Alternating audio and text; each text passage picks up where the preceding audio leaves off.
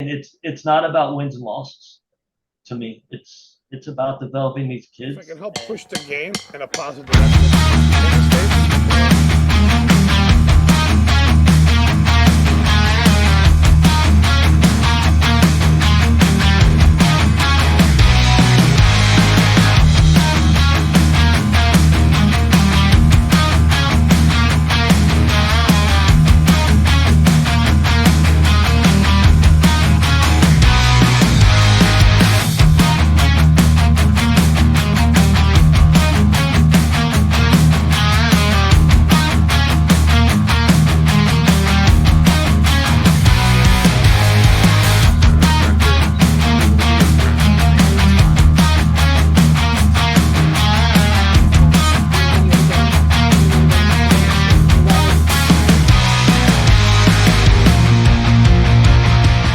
Hello, everybody. Welcome back to another episode of From the Field, Voices of Football. With me, I have another phenomenal coach, Kendall Jackson, who's been coaching for almost 20 years, if I'm not wrong.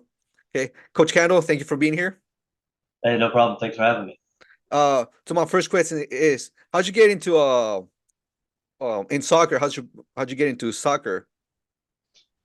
So I started playing really young, 3 years old. Uh, played all through school, played club, played for my high school. Uh, it was a little different for us here where I'm from. I'm from a small town, North Carolina. Soccer's never really been big here. It was football and baseball. So I guess some of it was kind of to be different. Wanted to do something different when I was young. Soccer was an opportunity, and I stuck with it. Enjoyed it. Was a little bit lucky that joined or played recreationally, up till 6 or 7, and had good coaches that decided to put together a club team in our small town. And I played for the same team for 15 years. And I guess that kind of grew the love of the game, for me. Uh, that all of my best friends are the guys that I played soccer with for 15 years. So that kind of grew the love of the game for me. And, you know, here I am, however many, 30 years later, Okay. still, coaching the game, playing when I can, not quite as young as I was. So playing's not quite as easy nowadays, but uh, yeah, it's just a love of the game at this point. Do you still play nowadays? So I haven't played competitively in probably 7 or 8 years, but I may start playing semi-pro again. I'm actually Okay. starting a semi-pro team myself. Okay. The owner of a semi-pro team. Is it Queen City? I think that's what I heard. I used to coach Queen City, Okay. but no, we are Stars Football Club. Okay. It's actually myself and Harrison Offel that played in the MLS. Me and him Okay. have Oh started, wow. and he's actually going to play for us this season as Oh well. wow. Okay.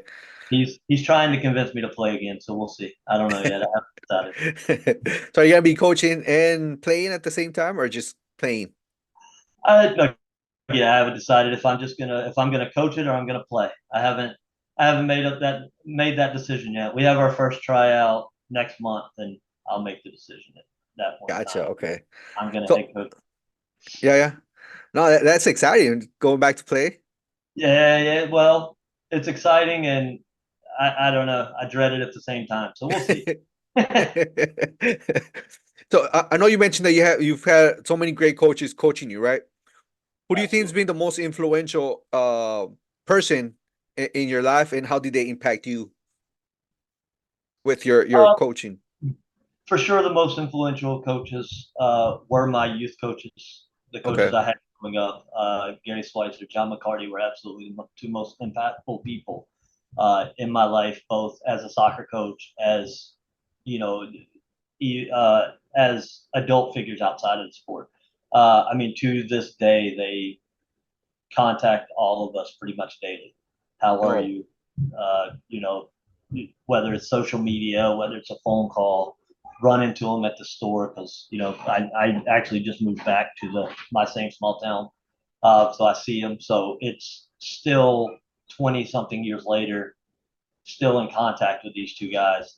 They follow all of us in our careers, support us. The high school I coach at, they're at all the games supporting us. So uh, my two, my two youth coaches are the two most influential people in my life, and there's a lot of other mentors along the way that are impactful as well. But the reason that I am a coach and I'm in this sport are my two youth coaches that I played for forever.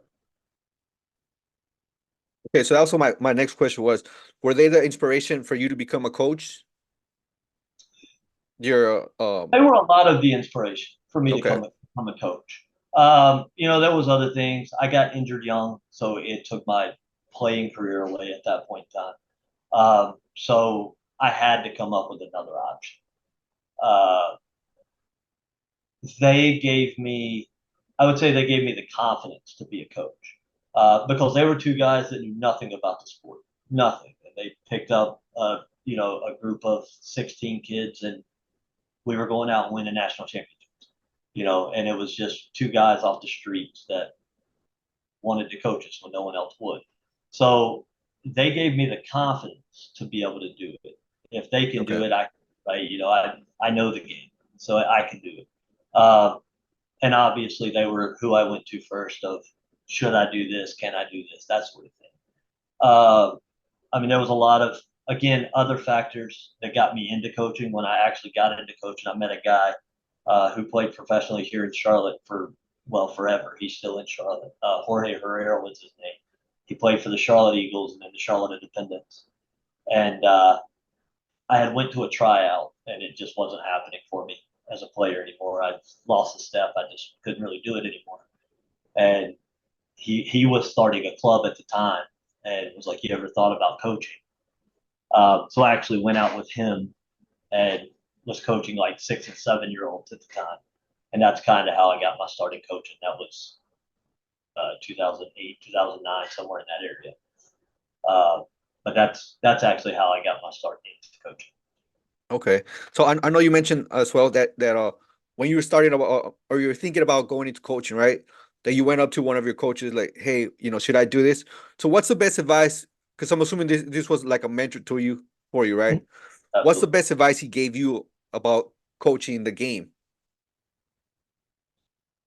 Best advice that they gave me: be confident. Be confident. You're Okay. not always going to be right, and even when you're wrong, finish what you're doing. If it doesn't work, just finish it. And then you're going to go back and fix whatever the problem was. Just be confident.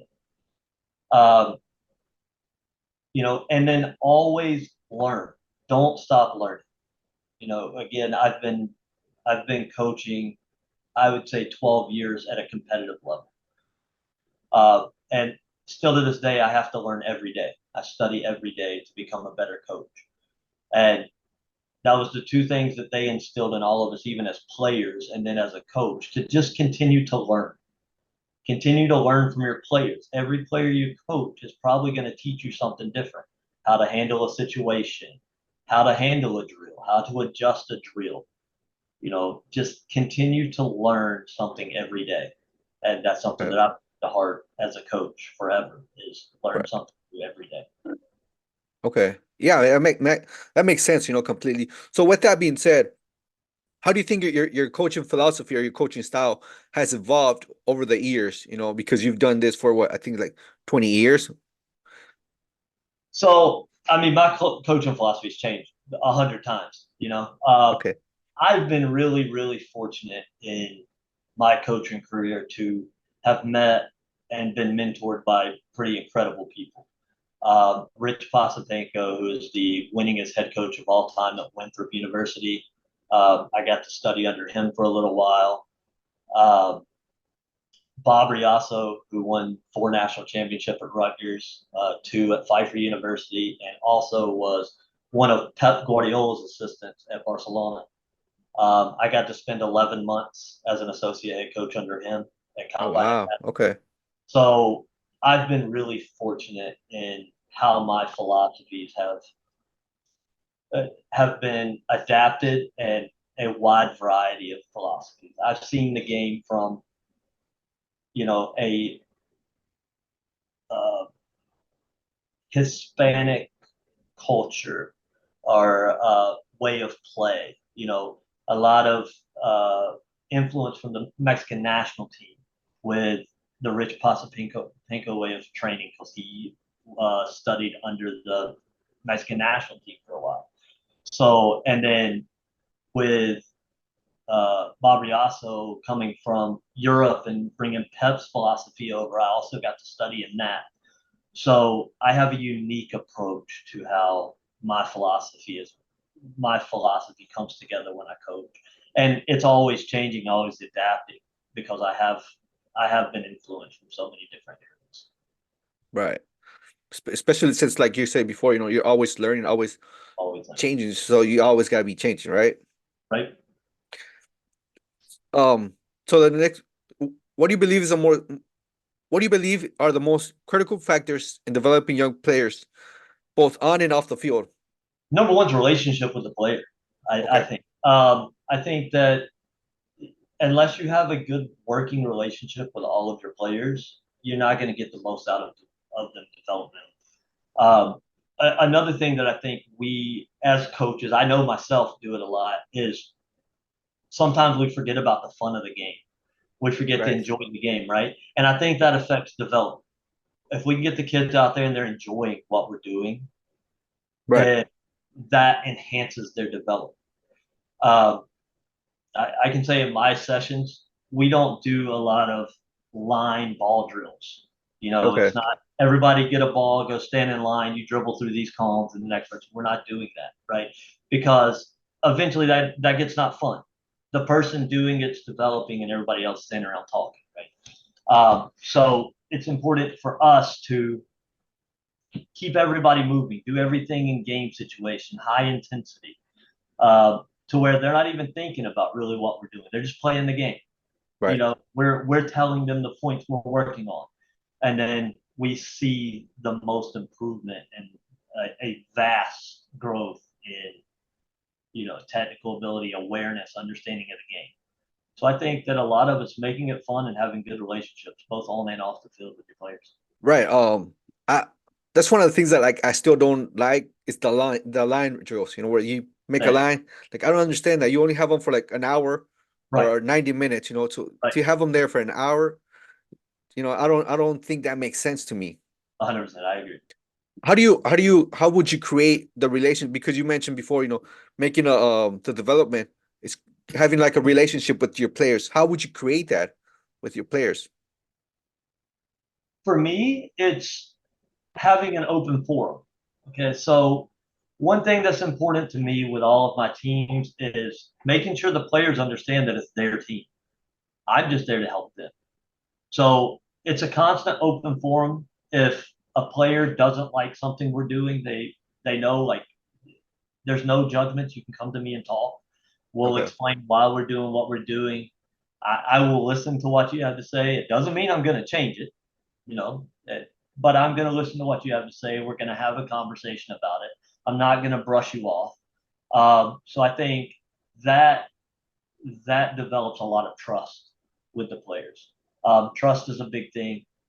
Again, having a lot of fun at practice helps with the relationships too. If they're enjoying being there and you're there and everybody's joking and it's pretty lighthearted, then that helps with those relationships. But then also the off the field with my door's always open. I see this a lot with my high school teams that I coach that players deal with a lot. Athletes deal with a lot. Well, kids in general, students in general, players in general, deal with a lot. And if your door's open, I've had kids come and their parents are going through divorces, their parents going through this and that, and them knowing they have that open door to come and an ear to listen is big in the off-field relationship. So that's important for me for all, and all of my players. Uh, and then at the club level, my club has U8 all the way to U19. And as the director, it's important for me to know the name of every player. I know the name of, I can walk up to almost every player out there. I'm going to know their name and have some kind of interaction with that player. Okay. So again, it's building the trust, just being there, allowing them to be aware of who you are, and if they do want to come talk, be an open door for them to come talk, and no matter what it is, Right. uh, and being that mentor to all of them. Gotcha. So you know all your players' name from your club team? I do, I do. I know. Wow. Do you have a lot of them, or you have just like a little bit? So our new club again's brand new, Okay. so it's pretty small. The club I just moved from, we had 250. So and I could tell you by name about 220 of those. There's a Wow. few that might have slipped through the cracks that I just didn't get to see very often. But Okay. yeah, I could tell you majority of every team out there. But with that club, I also coached. Like I would jump around and coach every team, so it was a little different out there. So as being the director for the academy, right? For the academy director, why did you coach as well if you were the director? Um, Small club, Okay. and needing coaches, and for me, it's important to be a coach. I don't want even with Stars as the owner, like it's important to me to still be a coach and be involved. I Okay. don't want to be that person that's just behind the scenes and you know is just a business. It's not a business to me. Soccer's not a business. I do this because I love it. Okay. So I want to be hands on and I want to coach. I want to help the other coaches. You know, uh, and that's important to me. The coach that I'm moving or the club I'm moving over for, again, I was very lucky to coach under or be a director under a guy there. His name is Craig Hollis. He came from the Chelsea Academy actually, and he taught me really how to be a good director. And he was, the owner of the club as well, and he still coached, um, which it instilled a lot of trust in me for him because he was hands on, right? He was running the Okay. club. He's still there hands on. So that's important to me. Again, because the club's about development. The club's about putting these kids to the next level, getting these kids to whatever their next level is, as a player, as a student, whatever it is. So I want to be hands on. Okay. So I know that you've coached both boys and girls, right? Yes. So what's the difference that you observe within their approaches to a game, and how would you adapt your coaching style to meet their unique needs? Okay. So yeah, I am the men and women's head coach for the high school that I coach at. Okay. So I do. Um, it actually is pretty crazy how different it is. It's the approach has to be because for the guys it's really intense. Um, Games, the way I tell everybody, games for the men are really easy because they want to go play. You for the guys, you can put a ball down and they're going to go out there and kill each other for the next 90 minutes, right? Right. And as long as the tactics are right, you're going to be okay. As long as you have, as long as your players are skilled and they're going to go and they're going to play fine on that day. At training, the boys are terrible because they think they know everything. You have to really stay on the guys constantly at training to get them to train. The girls are the opposite of that. They want to learn at training. At training, they're out there, they're listening. You see the biggest improvement in development from the girls. And then you get to the game, and there's a fall off in the intensity level. So in the games where you work the hardest to try to keep their intensity level up, Okay. I think that's the two biggest differences in the two games. I mean, for me, we run the same sessions, men and women. We run the same system, so nothing changes. But you just have to adapt how when and where you're really pushing them to work the hardest. So um, I think that's the two biggest differences. Okay. So I've read before because I don't coach girls, but I like to learn about it as well. Absolutely. So one of the I've read about it, and one of the things it says like the girls like give them like first five couple minutes just for themselves, let them Yep. talk. Is that true, or is that no, not really? It's true. And actually, I do it for both. So the way I do it is their warm up time, their stretch time, then we go to the rondo time. That's kind of their time. That's their 15 minutes, is what I call it. They're going to get their stretching in, but that's kind of when they can get out there talking, their conversation, just when they're getting loose, getting warm. And that's kind of their relax time, right? They're Okay. coming right out of school, right into training for high school, that is, right out of school, right into training. So that's kind of their time to burn off what they did in school. And then we go into training, and that it does seem to help. It helps with they kind of get to come down from uh, the stresses of all day and talk Right. about girlfriends, this our boyfriends, and this, that, and the other. And then we can get to work after that, and then we're going to get the most work in the next hour, 15 hour and a half. I would say at the club level, it's a little different, just because we usually do have less time, and we're working on a strict schedule. So it's kind of get there and we get started. And Okay. if you want that time, you need to come a little bit early, and you can have that time. Gotcha. Okay. It is a little bit different for high school. I do give that time. Those for those 5, 10, even 15 minutes, I think, give them for themselves, stretch out, but you still keep. Okay. Do you think that makes Yeah, a big difference?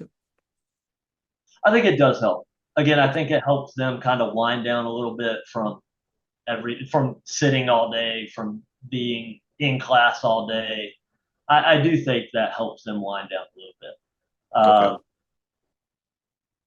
Again, it helps us regain their attention, and it's also kind of a relationship builder, right? That's a few minutes that they can come to me with anything they want to talk about, or Right. that's a few minutes that they can address any issues or this, that, and the other, kind of get it all out. So I do it actually the first 15 minutes with themselves. And then at the end of training, I actually bring them back in and I ask them again, is there anything anybody needs to bring up? Anything that you want to work on? We haven't worked on. So I always try to Okay. make training really open for my teams to, address any issues they have.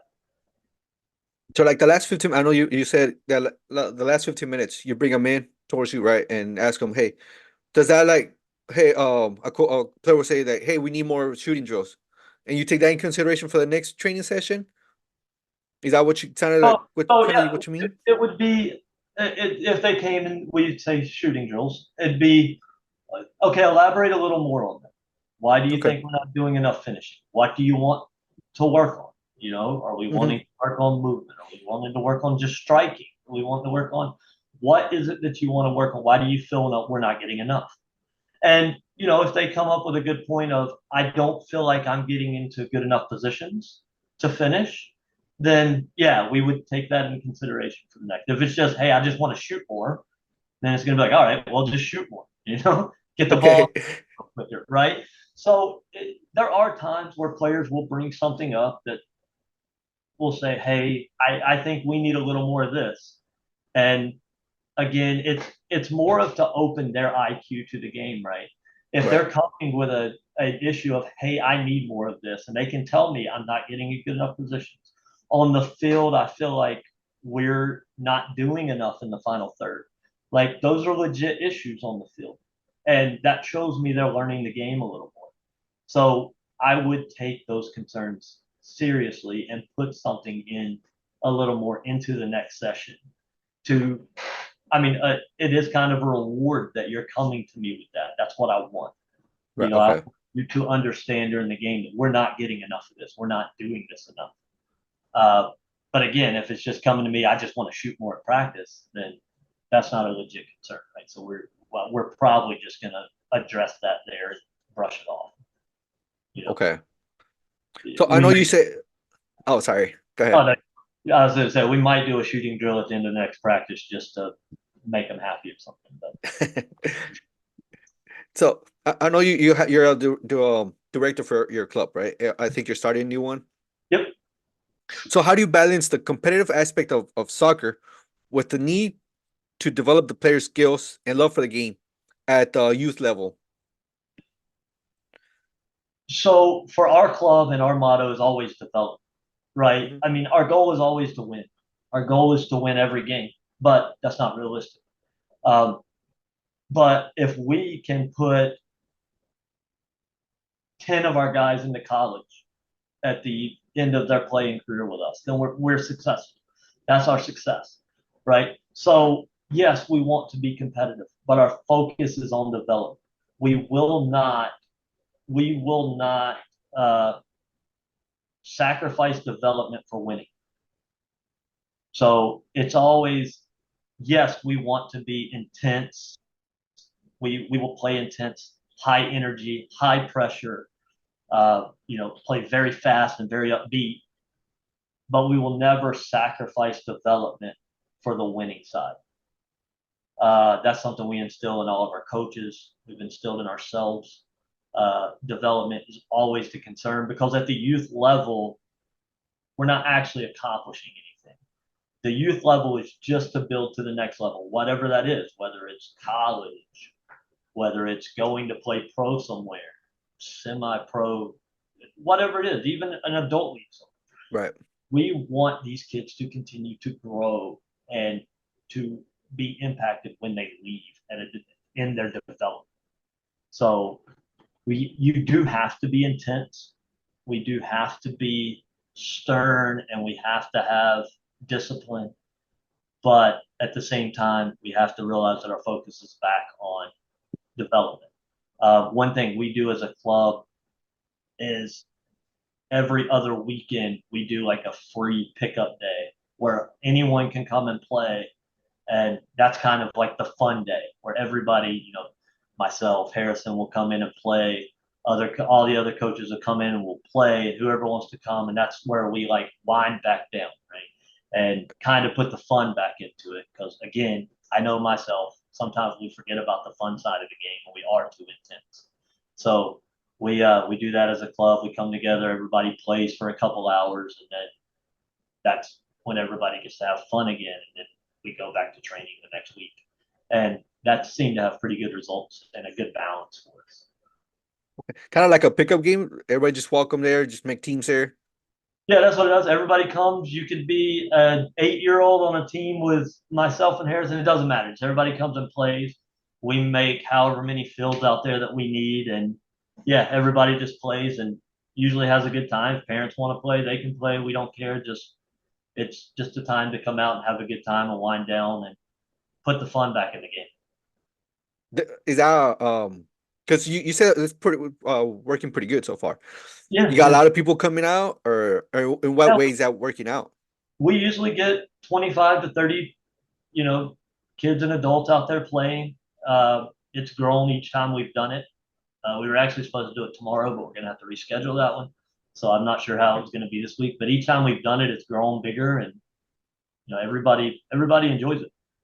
Right. It's always good to have just a game of soccer, isn't it? That's it. Just put a ball down and play. Like I said, we don't do it enough. It's everything's so structured. We don't just put Yeah. the ball down and play enough, and that's what it is out there. We don't coach. We don't instruct or anything. We just put the ball down and everybody plays. I don't know if you ever seen that movie, Goal, The Dream Begins, Yep. where he's at the beach with his Glenn Floyd, I think it is. He's Mm-hmm. like, look at this. Oh, that's all you need. Two jackets and a ball. Yep. Yep. And that's what it's like out there. Like I said, we sit a ball down and they play, or we Just go play. out there and play. Yeah, that's what you need, just having fun, let them have fun. Yeah, we miss that part of the game too much. Yeah, we do. Um, with that being said, and you said that your main object is getting the players to the next level, right? So what advice would you give the players that were aspiring to play at the higher level? And what qualities do you believe are essential for success in soccer? Be disciplined. That's the big part of it. Be disciplined. Okay. Watch yourselves at all times. Um, I can say actually one of the guys who I've brought back in to start this club with me, he played for me in high school. Um, and the biggest thing he says is the reason he was successful is I instilled discipline back into him. A lot of kids now, they like to come late to practice. Uh, you know, Language is a big thing for us. Kids don't watch what they say. You never know who's watching. You Yeah. never know who's sitting in the stands. You never know who's on the other end of that phone call that coach is on, or that parent's even on. You just never know. You never know who somebody else's parents knows that they're talking to another coach or a college coach or whatever that is. So discipline's big for me. I think that is, well, through the college coaches that I've talked to and I've dealt with, that's usually the first question they ask. It's how's their attendance? What's their discipline like? Then we get to how good of a player they are. And honestly, a lot of college coaches, they don't even ask about how good the player is. They want to develop the player. And they usually they know if we're telling them about a player, they're probably good enough to play. So the main things they want to know is are they dependable? Are they disciplined? You know, and then it gets to can they play? So it's work ethic and discipline. That's the two Okay. things I always tell my players they need to focus on.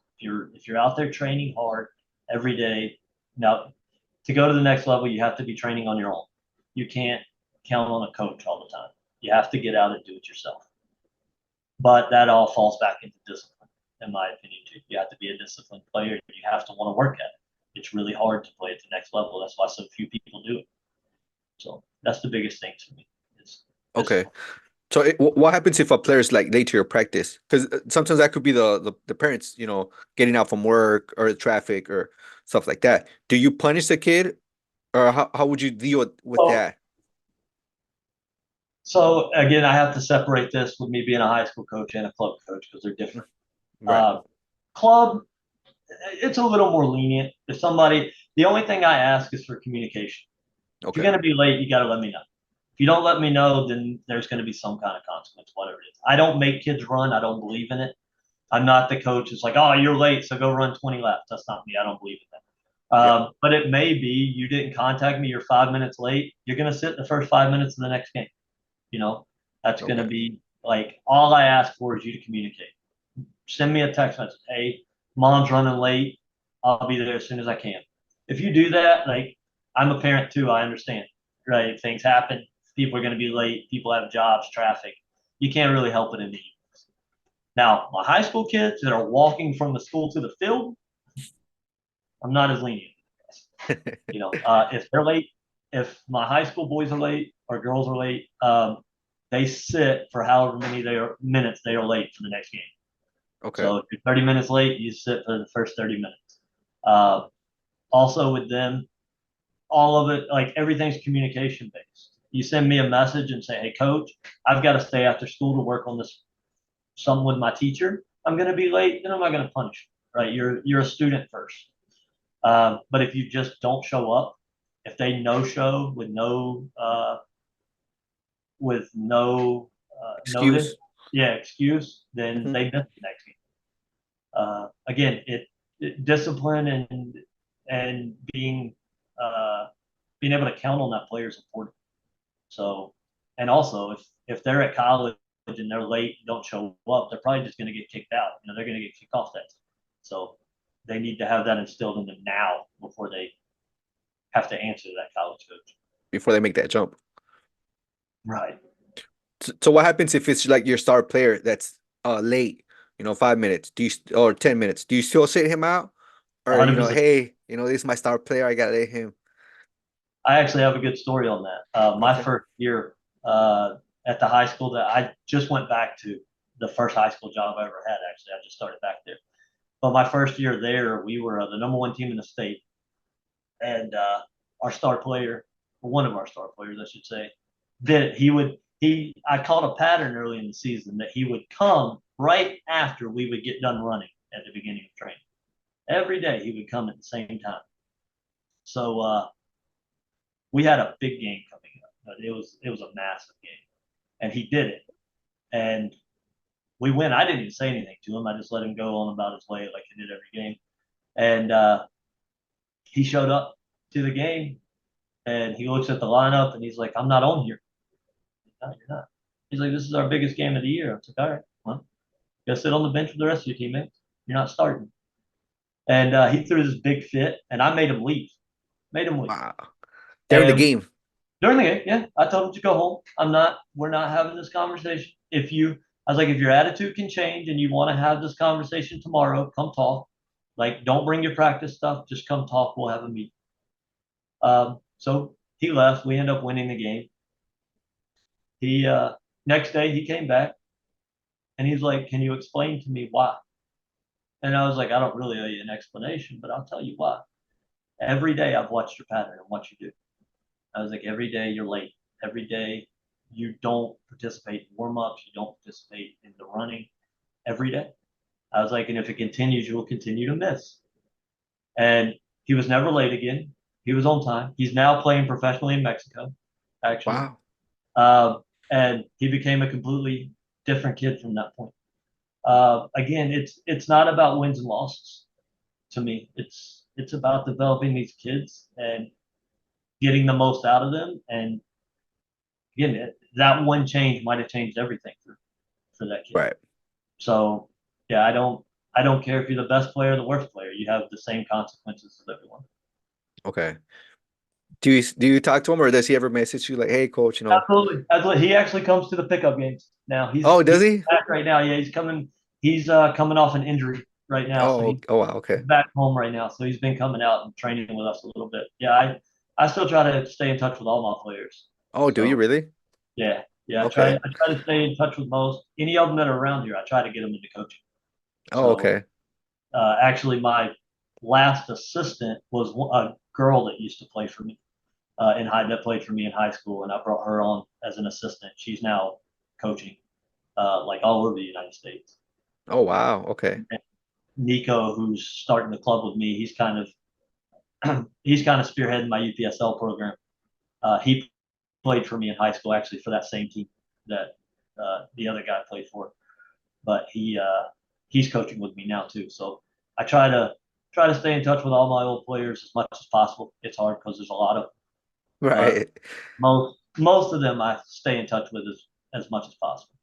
Okay. Wow. That's real cool. So I saw that you coach for a UPSL team, right? Queen City, and you're Yep. starting your own club nowadays. Yes.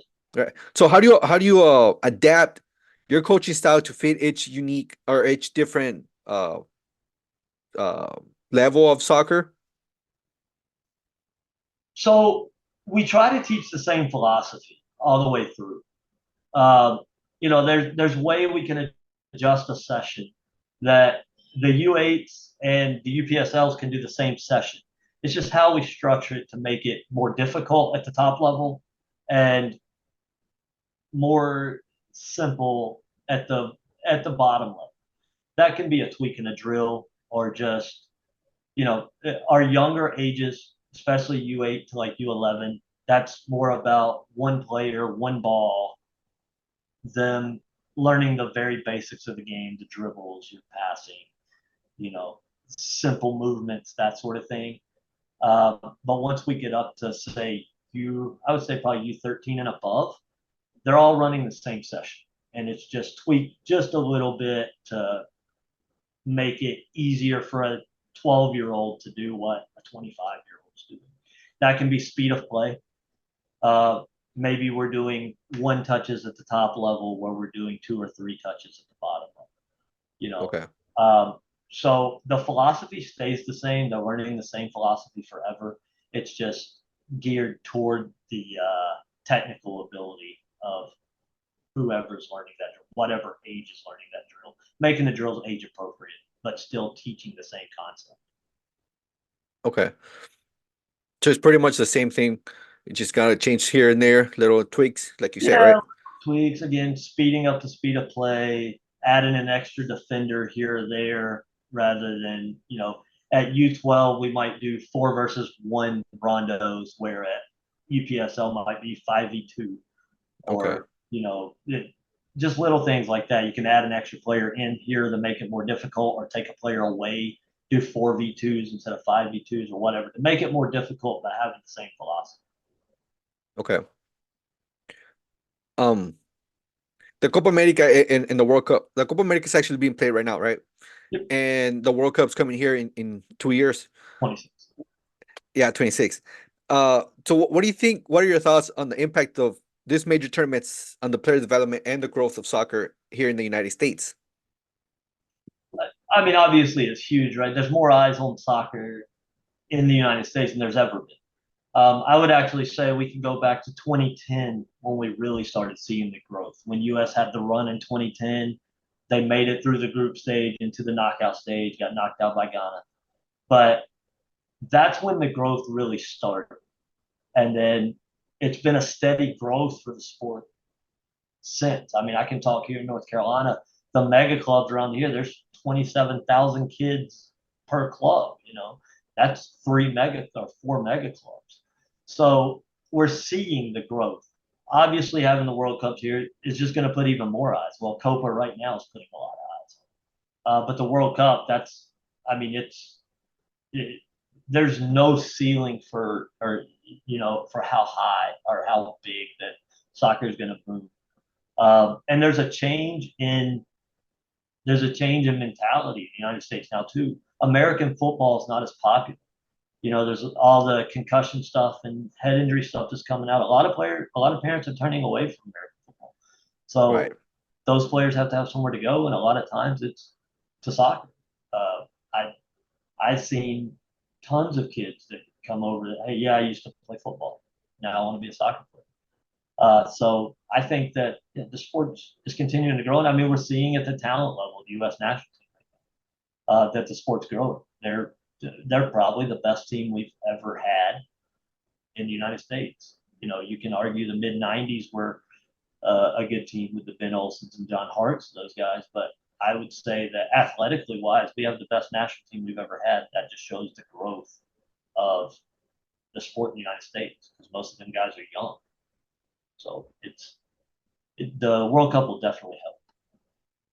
Right. No. And we have a lot of United States. A lot of players for now playing for big teams. It's not just like they're in Europe. No, they're playing for big clubs like Barcelona, PSV, Milan. So all these players are make a big difference here in the United States. Absolutely. So back to the Copa America, right? A lot of the South American teams will be participating. Uruguay, Argentina, Messi. Um, what opportunities do you see for young Americans and uh, young players and even coaches to learn from top South American teams that are participating here in the United States in the Copa America? I think there's a lot to learn. I mean, anytime you can watch Messi play, you're going to learn a lot, right? Yeah. The big thing that I tell them: watch soccer, watch the game, watch every country. Watch leagues from all over the world and learn different styles. The South American style is a lot different than anything that's played in this area. It's quicker. It's probably prettier.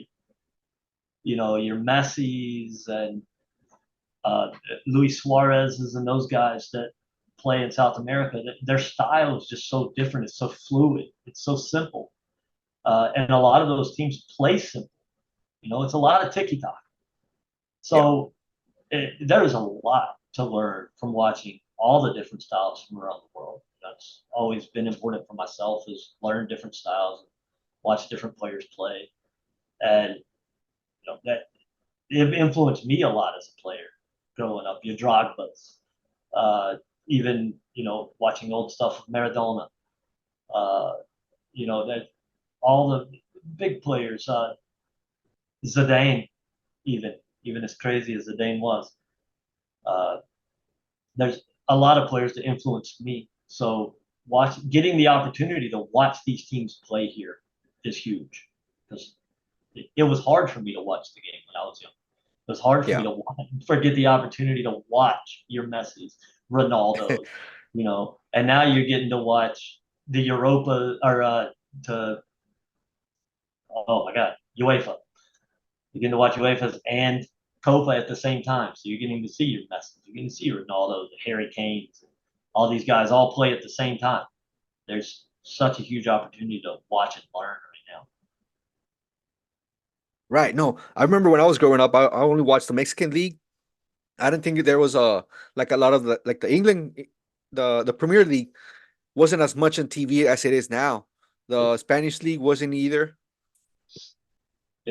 100%. Yeah, when I was young, you would get the channels that would barely come in, and on Saturday morning you would catch like a man. That's actually how I became a Chelsea fan. Was you would either get Manchester City or Chelsea every week, Right.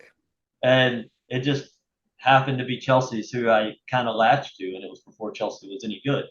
But yeah, it was you would get lucky to get to watch probably a little bit of that game for that channel cut back out, and that was Right. about all the Premier League we could watch. Yeah. I didn't watch Premier League. Like I said, I only watched the Mexican league But because that's the only thing I used to watch and started. yeah, Another tournament that's being played as well is the Euro Cup, yep, the European. European.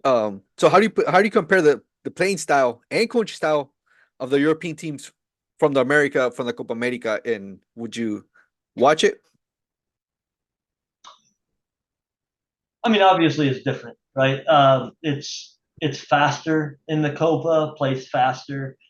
There's a reason that in England it's called the beautiful sport, right? They Yeah. want to be clean, they want to be perfect. So it's a different style of play. It's not going to be as much tiki taka, try to get forward quickly. Uh, what you're going to see in Copa is a lot of direct play, balls in behind, more physical, more chippy, as we've seen if you watch the USA Panama game and there was two red cards.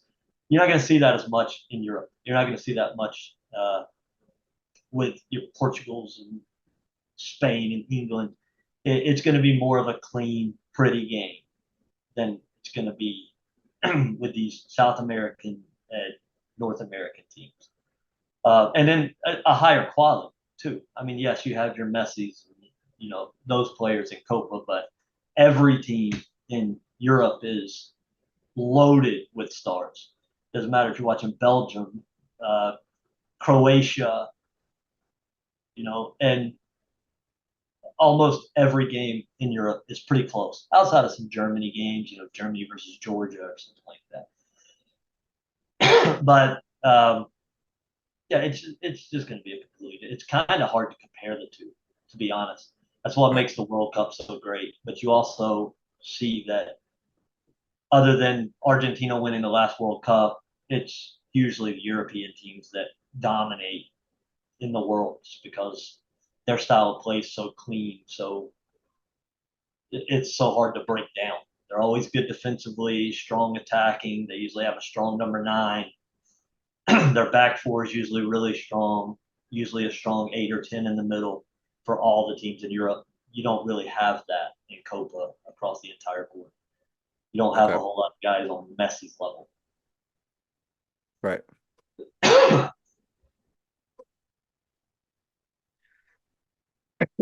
Do you see that United States winning the World Cup at 2026, or even? I don't know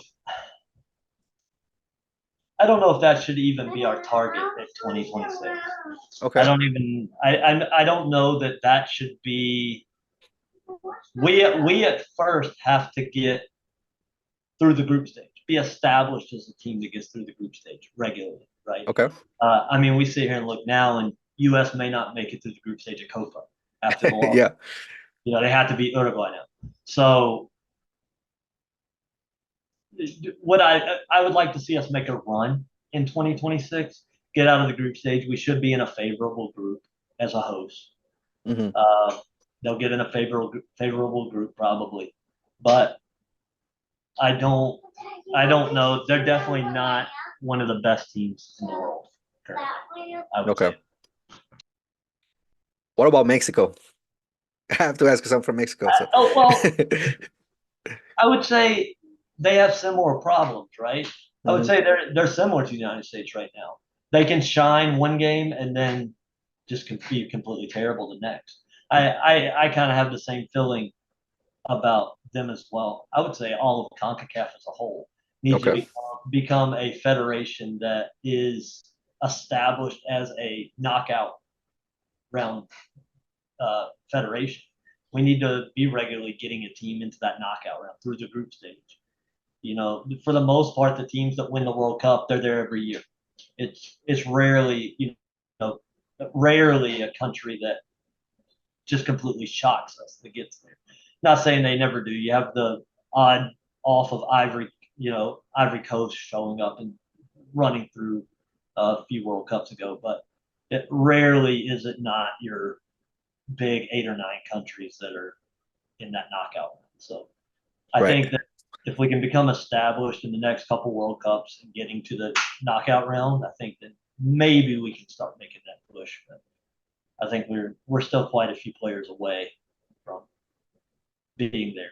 And there's a lot of Okay. talent through though. There's a lot of talent coming through for the United States.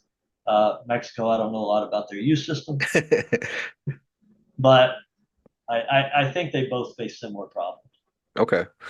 Wow. What are your predictions on the Copa America? Who do you think's gonna win it, or in the European? Uh, that's tough. I don't know that I've been able to watch enough with Okay. training to make a good prediction on it. I mean, obviously, I would say Argentina or Brazil are probably the favorites in Copa. Okay. Again, that's me just speaking out of seeing them before the cup. You know, I would say they have to be the favorites, but again, I haven't seen enough of the play in it to speak on it this season because for the Copa, every game's while I'm at training, or but the first set of games are usually while I'm at training, and then I'll try to Okay. catch a little bit of the second game when I get home. Uh, I'll go ahead. Go ahead. Sorry. oh no, you're fine. In Europe, it's hard to go against Germany. I think they're pretty strong right now. Yeah. So I think they would probably have to be who I would say is going to win it. Okay. Yeah, they're at home, right? Yeah, right. And it's their home. So yeah, I think they're going to be tough to beat. So this will be the last question on this subject. Okay, and then we'll go to a different one. If United States does not make it out of the tournament of the group stage, you think Greg Berhalter should be fired or should he stay on?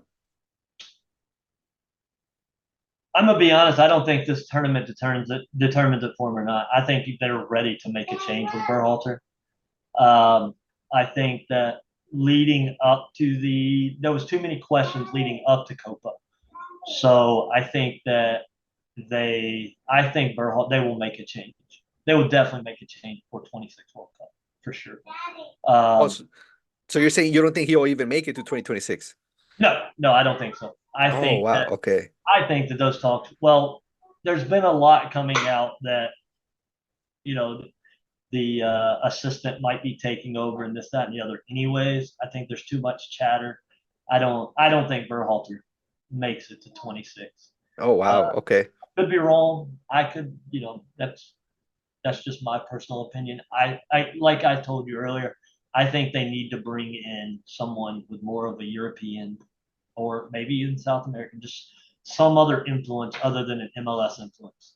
They have too many guys that don't play in the United States anymore, that don't play here, that play in other styles that just don't fit in a MLS style system anymore. Right. And that's all Berhalter brings. So I think it's time now for them to make a move for a coach that is a big time name, a big name coach. If we're ever going to get to that next level, we're not going to win with Berhalter. Oh, wow. Okay. Jurgen Klopp it's available, so hopefully they get Yeah, him. well, yeah, I don't think we're going to get Klopp, but that would be great. With all these tournaments that's going on, right? And I think you even mentioned that the World Cup should be further ahead, winning the World Cup, right? Where do you see the American soccer heading in the next decade? Uh, I mean, it's just going to continue to grow. Again, we see I would say every season a growth in players. I can't even say every year. It's from fall to spring. I see an influential growth. From spring to fall again, I see another big growth. Um, Obviously, MLS has more eyes on it right now. For us here in North Carolina, getting Charlotte FC has been a huge boom for us as well. That's got more eyes on it. So I think the MLS being marketed better is making it grow more. USL's helping a lot as well, being more of a polarizing league now.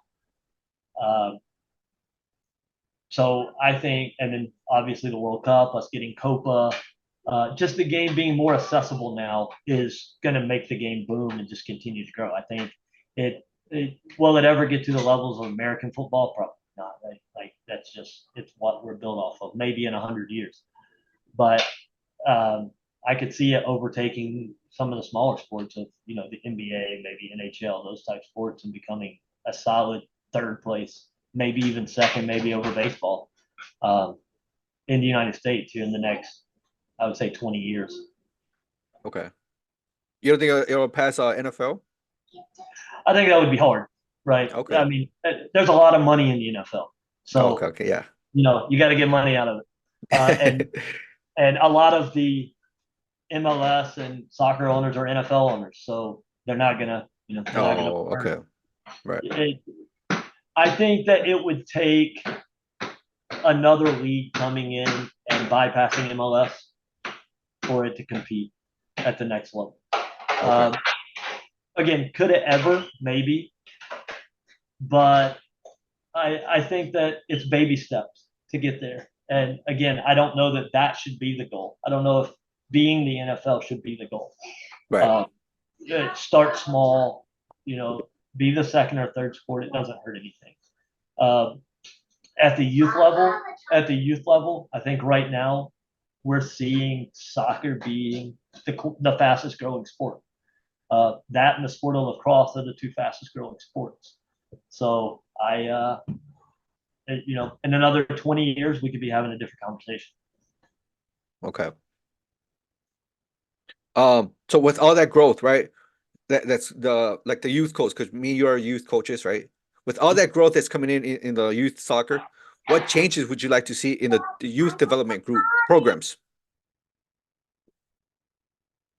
The biggest thing for me in the United States, especially, is we got to take money out of the youth programs, take money out of the youth sport. I can't tell you how many players I know that get bypassed because they can't afford it. So we have to find a way to make that affordable, whether that's scholarshiping players, uh, you know, some kind of financial aid, whatever we can do. We have to get everyone playing. That's the big thing at our club that we've started.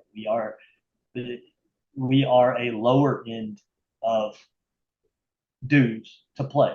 Unfortunately, for us, we have to charge. We have to be able to afford the fields and the rentals and that sort of thing. But we have to find a way to make the game as portable again. There's kids out here, some places they go play is $3-4 grand a season to play. Kids can't afford that, right? That's hard. That's hard for kids to play. And I can't tell you how many high school players I've had come through that are just elite players. And I'm like, where do you play? And they're like, I can't afford to play anymore. I play in this adult league down here at 16. You need to be playing and learning. But they just can't afford it. We have to find a way to take the big money out of the youth game, out of the youth systems. Again, we have to charge. There's a lot of fees that we have to pay and things in the background. We have to find a way to make it more accessible.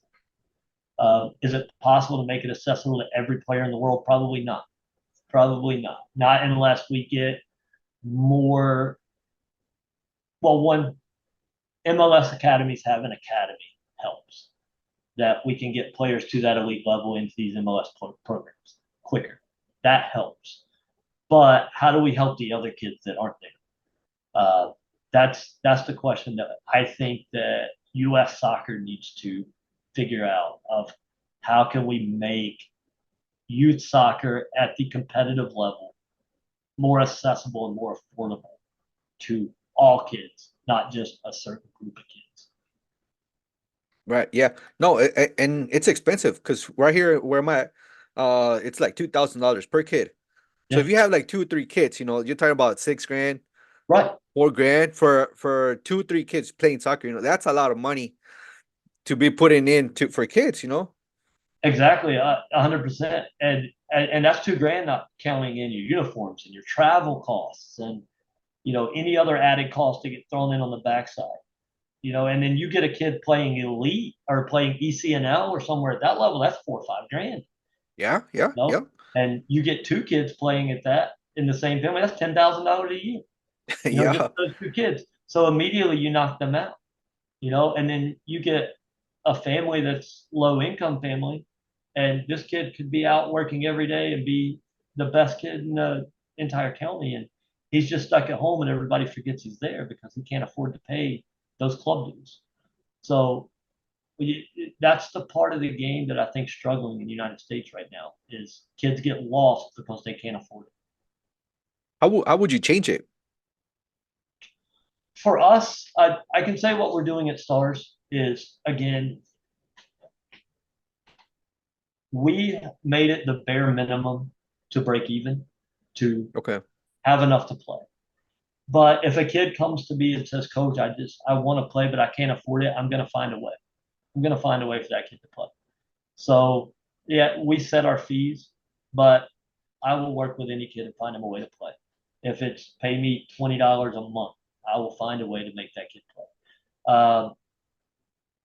But it's hard for me to tell another club or another coach or anyone how to do it. I don't know if there's a right or wrong answer because U.S. soccer hasn't put a right or wrong answer in. It's kind of a free for all, and I think that's part of the problem. I think that part of the game needs to be regulated more. To Okay. say the U.S. soccer says this is how much it costs. U.S. soccer says this is how much it costs at this level, and this level. And if they did that, you wouldn't have all these clubs charging 10 different prices. Yeah. I think that's a lot of the problem. How is that fixed? I don't know. That's above my pay grade. That's why I don't run to be on the board of U.S. Soccer. I don't want the headache of dealing with it. But I do think that is part of the problem for youth is just it's so expensive. It's Right. and it's not regulated. You can charge what you want to charge, and who can say anything? If you're the only club in the area, they either pay for it, they don't, or they don't. So Right. So, you say you try to make just the minimum, right? So does that mean you don't charge a lot to your players? no, You no, just shut. we charge just the bare minimum that we Okay. can possibly charge. So basically, we broke it down of how much it would cost per team to rent the field, reffing fees. Um, we throw in our uniform costs in our registration dues. Hmm. So, and of course, we do it by the year. So we tried to break it down as close as we could of how much that would cost for the year. And again, I don't make any money from our club. Me and Okay. Harrison, we don't make any money. I don't. We don't profit from it at all. And really, it was never our plan. That's not what we were. We made the club for. Again, we wanted to make the club to have a competitive place to play that anyone can be involved. Anyone can be in our club. And again, you can start with us at U8 and play with us forever because we have a UPSL program. Uh, Right. we want we want to be a club that is strictly focused on development. It's not about a financial gain. If 100 or if 15 years down the road we're making a financial gain, great. That's good, but it's not on our radar right now to turn a profit for the next 4 to 5 years. We don't see a profit. Okay. So I know one of the biggest costs there is to for running a club, right? It's the fuel rental. So how do you manage that? Because do you do you, do you rent your field or you just like look for open spaces wherever you can? Or how do you try to maintain that So we have an down? agreement. So we have a small complex, right, or here in Concord, North Carolina, that's kind of sat empty for years. I actually, when I was young, trained there. Oh, okay. And when I was young, they were dreaded fields. You didn't want anything to do with it. You tried not everything you could not to have to practice there. But actually, they got bought by a Hispanic league, and they started putting money into these fields. There's 4 fields in the complex. They're actually really nice now. So we've actually partnered with them. So we've came to an agreement to where we do rent the fields. They've kind of cut us a deal on the fields, so we've been a little lucky on that side of it. Uh, and we support their league, and we support with upkeep of the fields. Uh, and then we kind of have free use of the field as long as they're not there with their on their league nights. So that's the fortunate part for us because around where we are, there's not a lot of fields, Okay. especially complexes, and most of them are scooped up. If a complex comes open, it's scooped up by the mega clubs around here. Yeah. You have two mega clubs, Charlotte Independence and Charlotte Soccer Academy, and they just go up and scoop up every high school, every soccer complex, and they've bought out every small club around. So we were really fortunate that these guys didn't agree with their marketing plan. We were able to partner with them, and it was their complex. So we're very fortunate on that. We're lucky in our field situation. Gotcha. Okay. So you just have to keep up with the fields to kind of like cut the yard or do here and there maintenance. Yeah, we just whatever maintenance if they want to improve the field, maybe we'll pitch in a little on that. We're also all grass fields, which I'm really happy about. I don't really like playing on turf. So they're all natural grass. So any kind of upkeep, we'll go out and line the fields if one of the maintenance guys there can't do it that day because they do have full-time jobs. So if they can't do it, I'll go out and line the fields for them. Whatever we need, we try to have a good working relationship. Okay. And then you as well you kind of you sponsor their league kind of that. Did I get that right? Yeah, a Kind little of. bit. So the other thing that we do since we have the UPSL team is their players are in the league can come over and play for us. So if they're interested Okay. in playing in the UPSL and we go out there and see them play it, hey, you're good enough. Come play for us. So that's one thing we do. Um, they have some. They had some youth teams that they were just kind of training that didn't play anywhere. That we've allowed them, gave them a discount to come over and join our league. Again, we do promote and support their Sunday league, it's adult league. Um, so those sort of things, and then it's same thing on their end. They've put our branding up on the fields. They promote us as well within the league and in their youth. So it's just a good working relationship on both sides. It was Okay. important to us when we went in, wherever we were at, we wanted to make it a home. We didn't want it just to be fields we rented. We wanted it to be again our club's home. Yeah.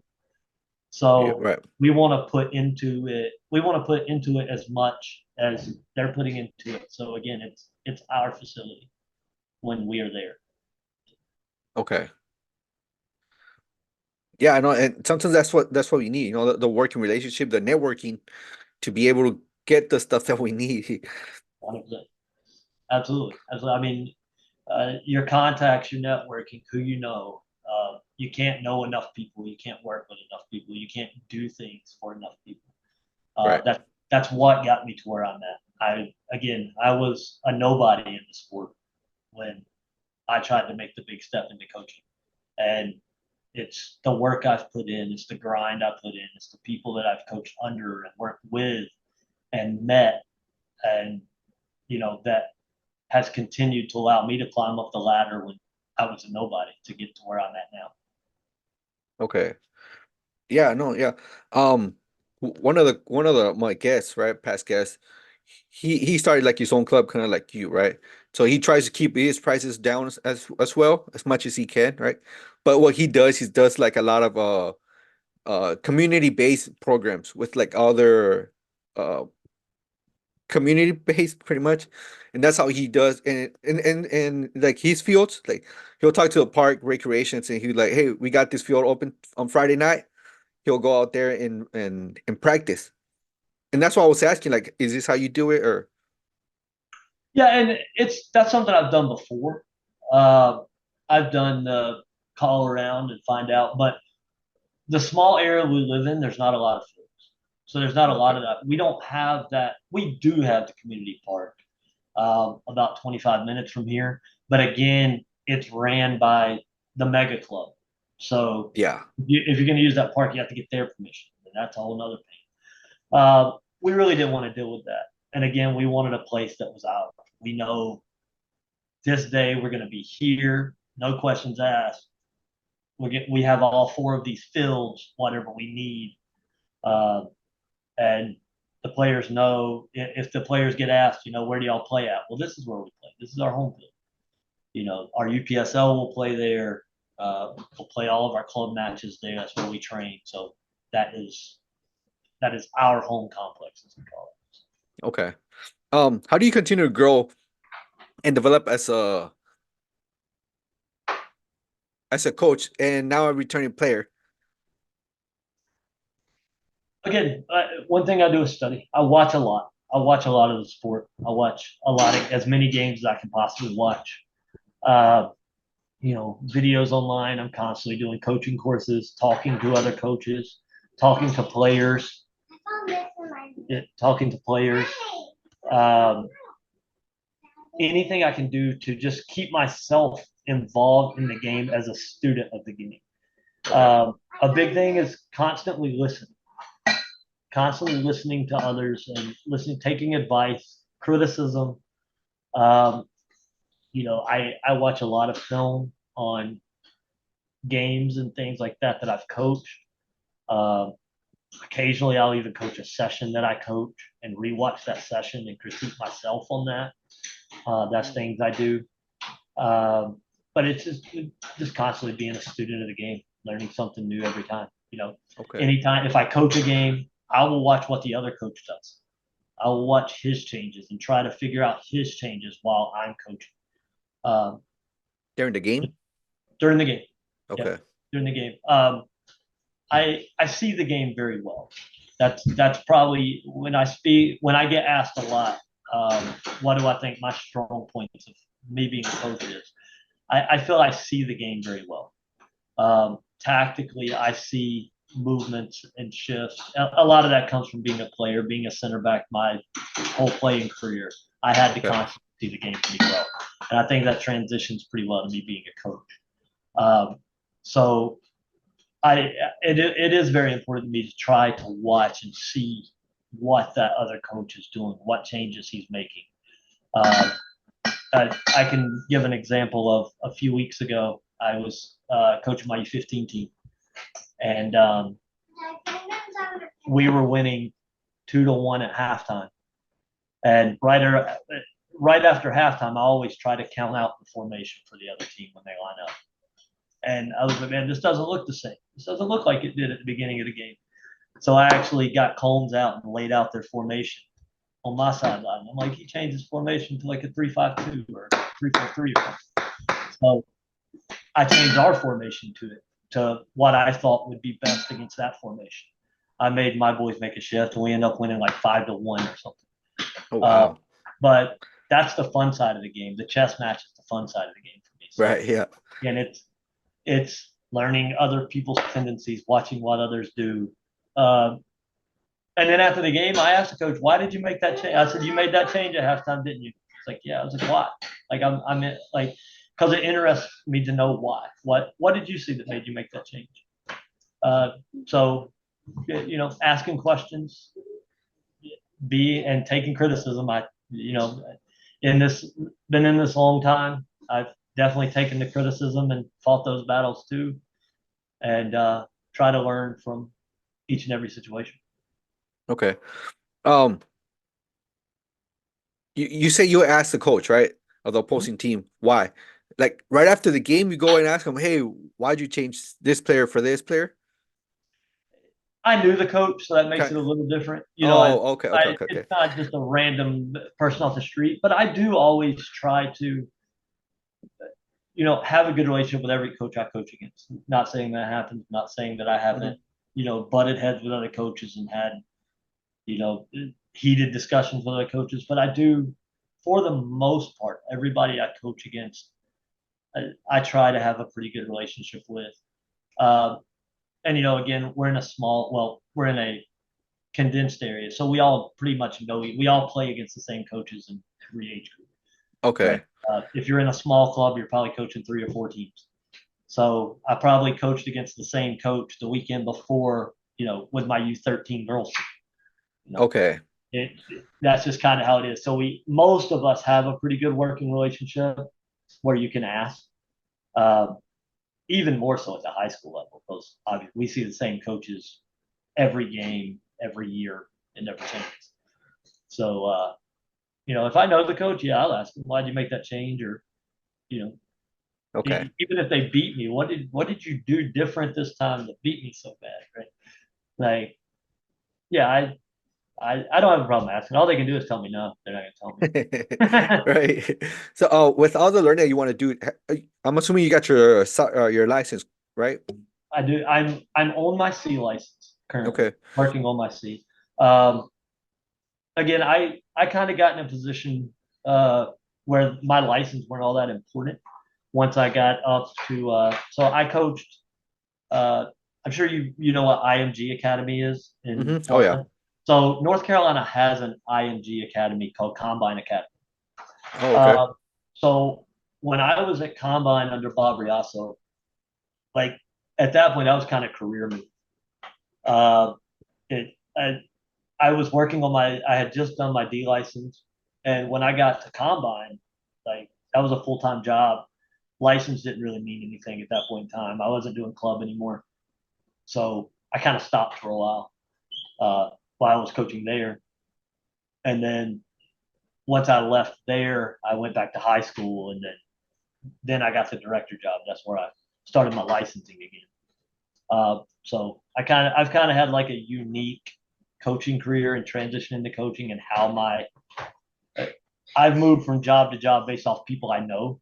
I haven't really had to apply, I would say, at this point. Okay. So my coaching license hasn't really been important. Now it's kind of getting the coaching license for my own growth and just continuing to understand better from a U.S. Federation standpoint of how they want to teach the game. Okay. Uh, I actually thought about going to get a UEFA license instead. That's what a lot of my friends did. They went to like Wells and got a UEFA license, but I was like, I'm not. I want to learn how the U.S. Federation works. That's where I coach. So I've I've started that working up that pyramid, and I'm to my C now. Do you think it's helped you develop as a coach, get better, getting your license? I do honestly. What I think helps the most in those courses is the interaction with the other coaches. You learn new ideas, you learn new drills, you learn new ways to approach situations. More so than the coach or than the course itself, because especially at grassroots at the D license, a lot of that's just repeated recreational stuff. You're Okay. not.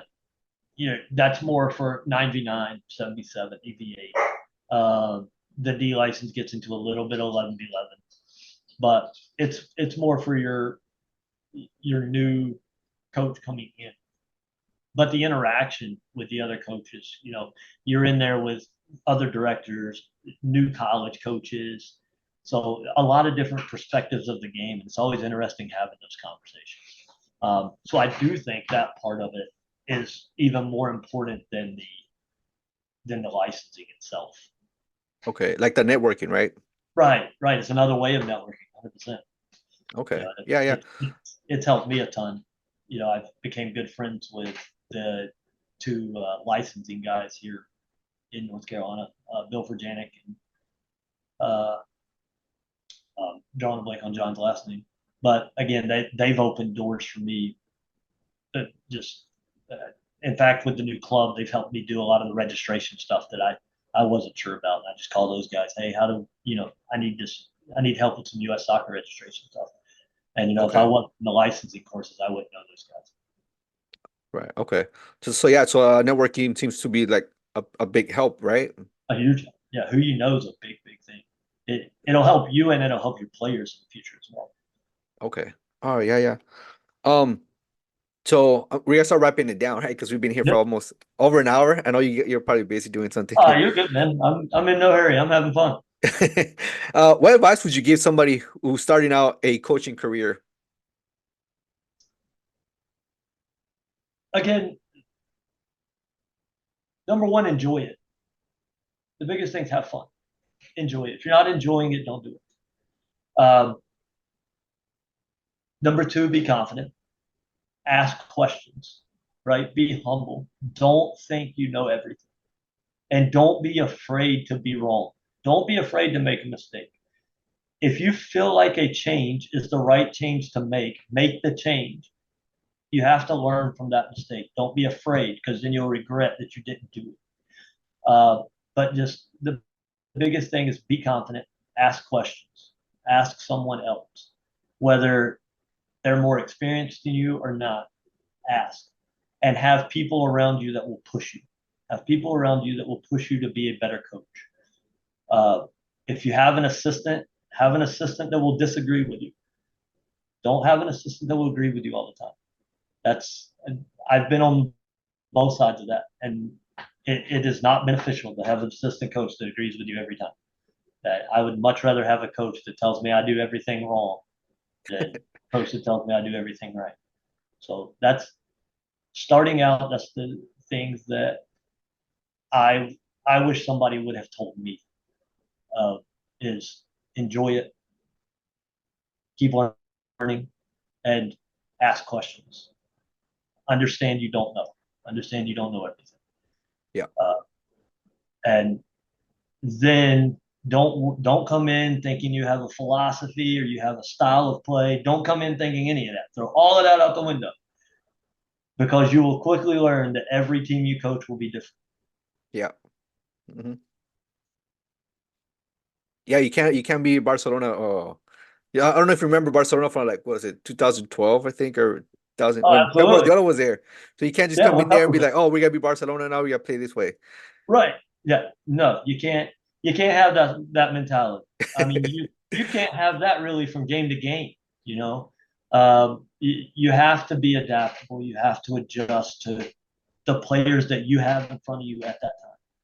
So just don't be set in your ways. Be prepared to have a game plan, and when you get there, to ball it up and throw it in the trash can and go a completely different way.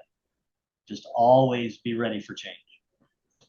Oh, I completely agree with you, especially the one with ask questions. I don't know. I don't know if it's just me, but I feel like that's one of the hardest part to do, like ask questions. Somebody 100%. who's more experienced than me, I've seen that, like even like coaches, I think in my club, like sometimes we don't ask questions, like we don't, Yep. hey, 100%. And I was the same way. Again, until I met Rich and I met Bob, I was the same way. You couldn't tell me anything. I was 100%. I'm right. What I'm doing is working, right? We're winning. Why do I need to?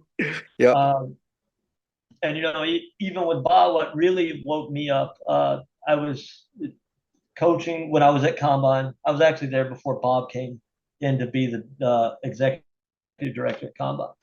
And I had won 2 state championships with the high school program, but not that it was all that fair. Again, we were the IMG of North Carolina, so we had the best players from all over the world.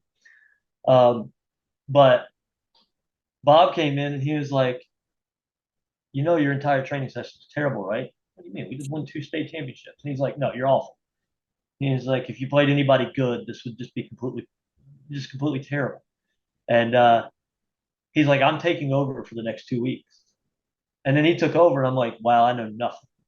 Like, just wow, yo, how he structures, how his sessions, the things he says, when he talks and when he doesn't talk.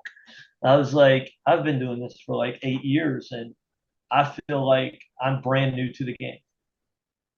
And then he took me in on a meeting, and he was like, all right, I really lied to you. You weren't really that bad. He's like, but you needed to be humbled a little bit. You need to understand that there's other ways to do this.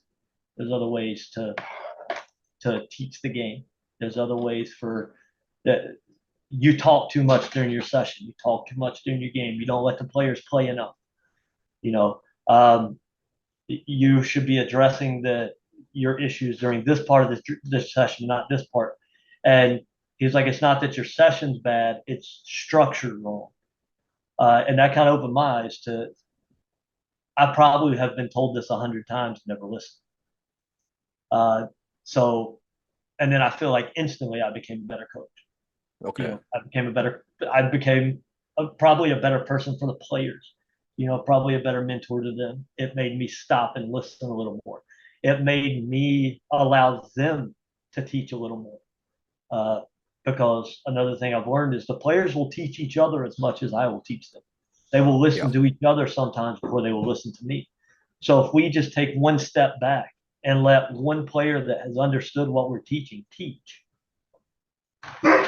he's becoming a leader on the field, and they're learning from someone other than me. So, yeah, me taking a step back, me getting advice from other coaches. Now I take advice from everybody, good, bad, or ugly. Please tell me I'm doing wrong. I tell parents, don't complain about what I'm coaching. Come and tell me. Come tell me what you think. Again, I might listen, I might not. I might change it, I might not. But if you have a legitimate concern, come talk to me. I want to hear it. Because as coaches, we do get in a one-track mind. Yeah. Once we start coaching and once we start doing one thing, we're in a one-track mind. And sometimes we forget to think outside of that. If I'm playing a 4-3-3 with this tactic and it's working every single game, eventually it's not going to. And I'm not going to see that coming if I don't have someone else giving me feedback. Eventually there's going to be a team that's like, oh, what you're doing is simple for us to break down. They're going to kill us. And I'm not going to be prepared if I'm not taking feedback from someone else. So, yeah, definitely listen to what other people are saying. You can take it for a grain of salt if you want. Just listen to it. Keep it in the back of your mind. When you're planning your session, when you're planning your game plan or whatever it is, just think back on what they said and see if it changes anything that you would do or if it makes what you're looking at better. Okay. Yeah, and I think kind of goes back to what you were saying before, like the open door policy. At first you made it seem like it was just your players, but I think it was with your whole, even the parents, right? Well, sometimes it's even more so important with the parents, because I mean, as a coach, you're a coach as well. The worst part of the game is the parents, right? Absolutely, the worst part of coaching is having to deal with the parents. I always said I hated coaching through COVID, but the best part was the stadiums were empty. It was just me and the players. That was the best part of it. I had no other distraction. Okay. But the parents also, especially we'll speak more at the club level for this. The parents are who's paying the money. Right. Yeah. But they also want to feel involved. So if you're a coach that has a closed door, I don't want to talk to you, they're going to build a wall between them and the coach. And every negative thing that goes wrong, they're going to go complain to somebody. They can't come to the coach. They're going to complain somewhere, right? They're going to go to your director. They're going to go to whoever your boss is. Or they're going to complain to the other parents. And then that parent's going to get it in their head, and then they're going to start complaining. Then the kids start hearing the parents, and then you have a whole problem. If a parent feels like they can come talk to you about something, they feel a little more entitled. If they're just a little aware. One thing that I like for my coaches to do is every once in a while, if say we're winning 3-0 at halftime, say we're losing 3-0 at halftime, go to the parent side for 5 seconds and just say, hey, parents, I think we're playing good today. This is what I'm going to tell them at halftime. We're going to make this adjustment at halftime. We're going to I'm going to tell them to pass the ball more, shoot the ball more, whatever. And we're going to see if that doesn't change something. And then go back. That gives the players, I like to give my players, a minute or so at halftime to wind down, calm down. Yeah. Let them discuss what happened before I even get there. So I can say something to the parents real quick.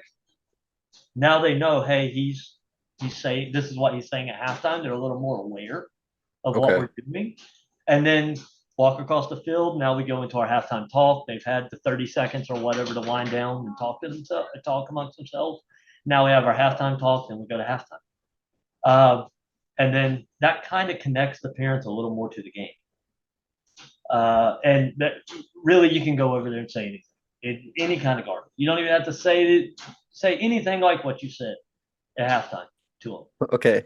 We're going to try to change formations and do this at second half and go back and be like, all right, we're not changing formations at all.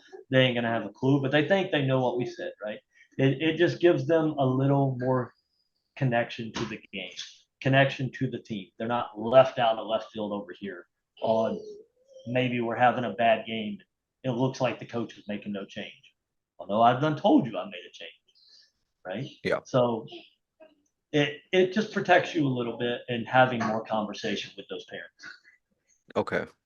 Yeah, it makes sense. Yeah, yeah, because they're the ones that pay. They're the ones that have to be happy. Because Right. a bad seed can ruin the whole thing. Oh yeah, it only takes one angry parent, and For sure. I would say I've been there. It's not something I haven't dealt with.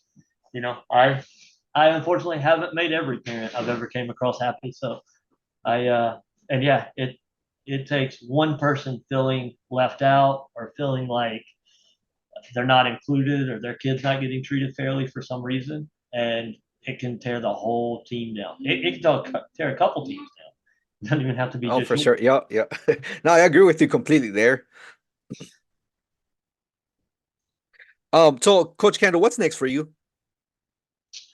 Uh, uh, high school's kicking off for us here. Boys play in this fall, so we're doing summer workouts right now. So doing the summer workouts with the boys, also building a new club.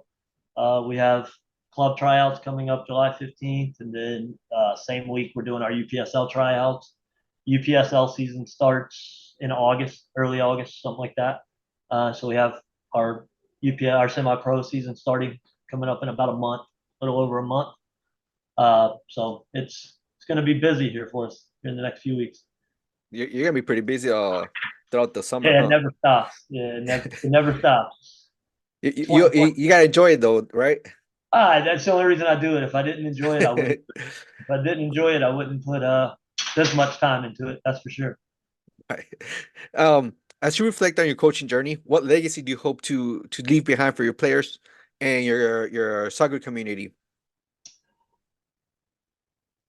I just hope it's something that we build something that everyone can be proud of, everyone can be happy with, and then I also hope we just continue to grow the love of the game. Um, I want every team to be good.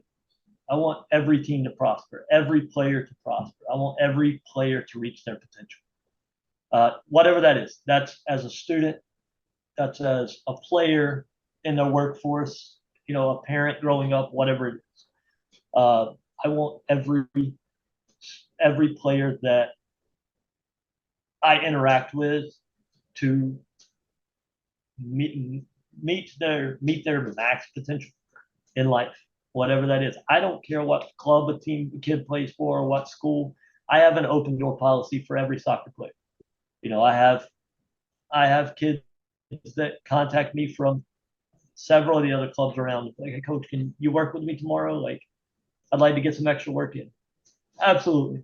Like it does. I want all these kids playing. It's the legacy I want to leave. Just a love for the sport, a love for the game. I love this sport. I do this for the love of the game. I love soccer. I still get out in my front yard and train just like I'm a pro at 36 years old. Right. I have the rebound nets and the cone set up and running ladders and all out in my front yard, and that's how I wind down. If I get stressed, I go out there and train. So I want to leave opportunity. I want to leave, again, a love for the game and just be an ambassador for the sport, whatever that means. I also run the largest, or am a founder of the largest supporter group for Charlotte FC in Charlotte, just to Wow. help Okay. grow the support. We are the second largest supporter group, maybe even the largest now in the entire MLS. I'm Wow. one of the founders of that group. Uh, and it's to continue to grow. I don't even get to go to most Charlotte SC games because I'm coaching 90% of the time. But it's to continue to grow. Again, networking is one reason, but the other is continue to grow the love of the game. Just give people an opportunity to put eyes on the sport and put the sport in front of people, and that's the legacy I believe. Man, that's beautiful. The connection that we have with other people of different backgrounds, you know, that connection that you have through soccer, it's just so beautiful. Oh, absolutely. And the ownership group for my club for Stars, we have myself, who's just a small town guy here in North Carolina. Harrison Offel, who played for Charlotte FC. He was the captain for Charlotte FC the first 2 years, played left back. He also is a World Cup star for Ghana. He actually had the assist in 2014 that tied Germany in the World Cup. Okay.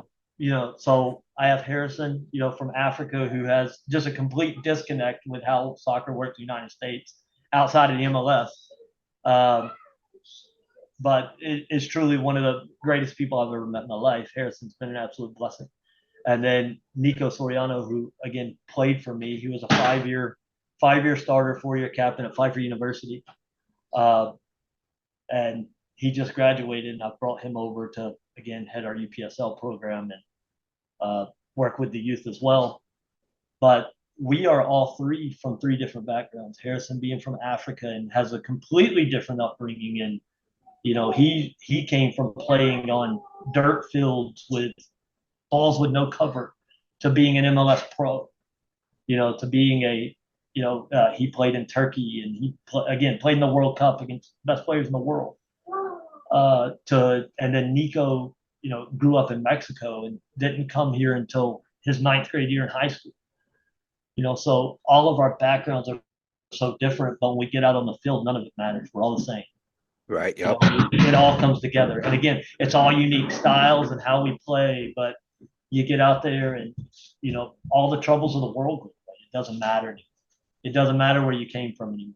And, we have players that play for us right now that don't speak English at all. They speak none. And I don't speak a lot of Spanish. I speak enough through the sport to communicate a little. But again, when we start playing, it doesn't matter. Language doesn't matter. Background doesn't matter. You just put a ball down and you play. And, that's the best part of the sport. And that's why it's called a beautiful game, right? Absolutely. That's why it's beautiful. Yeah. So where can listeners learn more about you, Coach Kendall? A little more about me. Well, I'll say more about Stars. Okay. That's probably more interesting than I am. You can follow us on Facebook. For Stars Football Club on Facebook. Same on Instagram. Stars Football Club. I think our handle on Instagram is at StarsFC24. Okay.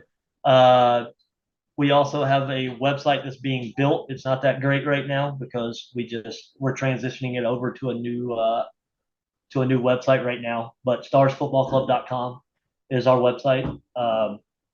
If anybody is interested in reaching out, you can find our contact information on there. You can email us at information@starsfootballclub.com. That'll come straight to me. So we're out there. We're trying to grow again. We're new, so we have the headache of the new program. We'll definitely put your information on the show notes and everything. This way, anybody want to follow you or know more about you, they'll have it. All right. Okay. The next couple of questions I have for you, Coach Kendall, are just silly questions. Okay. Absolutely. If your team was a bunch of chickens, how would you motivate them to win? A bunch of shit, man. It feels like they're like that sometimes, running all over the place and chasing them all over the place, especially the younger groups. Again, if it's chaos like that, make it fun. Make it fun. Okay. Sometimes there's a session that we just can't teach anything. It's just not happening that day. Make it fun. Try not to get frustrated. That'd be the biggest thing. And round up the herd and try to make it as fun as possible. Okay. If you could turn the soccer field into a giant trampoline, would you do it? For a training session. Okay. Absolutely. Again, make it fun. For a training session, yeah, let's go. All right, cool. If you could replace the soccer ball with a giant beach ball, would you do it? Oh, I'm sure I've done that a time or two. Okay. For a match, no, that would probably be pretty frustrating. Not to mention it wouldn't work great with cleats probably in a match. But yeah, for a training session, yeah, I've used tennis balls, volleyballs, little size 1 balls, whatever you can throw out. Okay. Do you have a secret plan to replace your players with robots? I do not. I don't think. Again, I like the interaction and the relationships too much Want to work with robots. Computers drive me insane, anyways. All right, so here's the last one I have. Do you have a team of ninjas warriors secretly playing for you? Do I have a team of secret ninja warriors? I have some guys that probably think they are, or Okay. that might act like it. If they are, they're definitely secret. Okay. And that's all the questions I got, Coach Kendall. All right. Yeah, it's been fun. I will put this social media stuff in here. All right. Thank you for being on the from the field, Voice of Football. Thank you so much, Coach Kendall, for being with us on this episode. Hey, no problem, man. Thank you for having us. You guys have a good night. All right. Until next time, keep listening.